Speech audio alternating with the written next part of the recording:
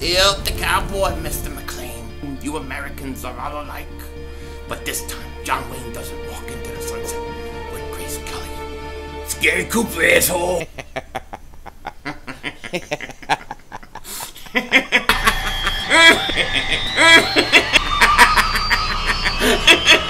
Oh, diva! Oh, shit! Oh, shit! That was crazy!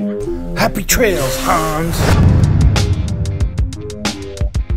Dallas still stinks.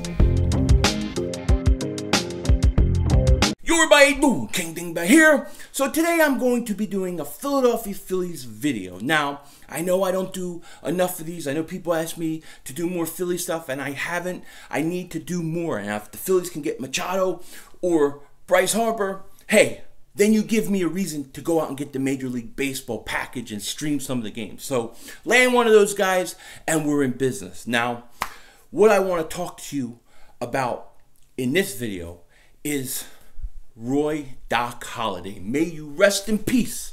Today, he made the Hall of Fame. He was elected to the Hall of Fame by like 85%, something like that. And to me, this has a lot of special meaning because Doc Halladay has been one of my favorite players long before he became a Philly. You know, it's not very often that you have a guy in a sport that you love so much that anytime he pitches or he plays, you gotta watch him. You're a huge fan of him. Even though he doesn't play for your team, you just like him, you respect him, you watch him.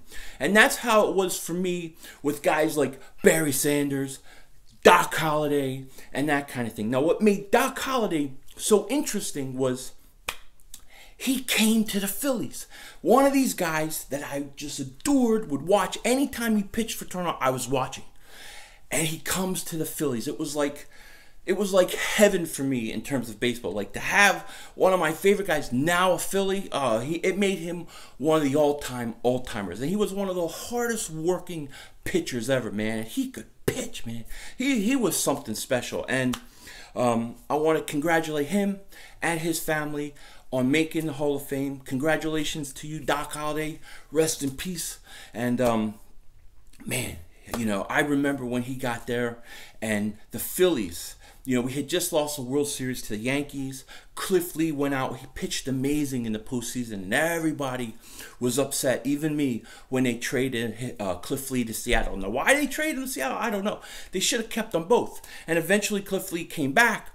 But at the time, I remember everybody was saying, why did we get Doc Halladay? Why did we get him and let Cliff Lee go? We should have kept Cliff Lee because we know what Cliff Lee can do in the postseason. Doc Halladay hadn't pitched in the postseason. It kind of reminds me in some ways of Nick Foles and Carson Wentz. Nick Foles, everybody says, well, we know what he can do in the playoffs. You don't go away from that. Carson's the big unknown. And I kind of see it like that in a way, like the Cliff Lee, Doc Halladay thing. Now, me, I was a big Doc Halladay fan beforehand, so I didn't mind. I didn't want Cliff Lee to go, though. But I remember his first postseason game. It was against Cincinnati Reds.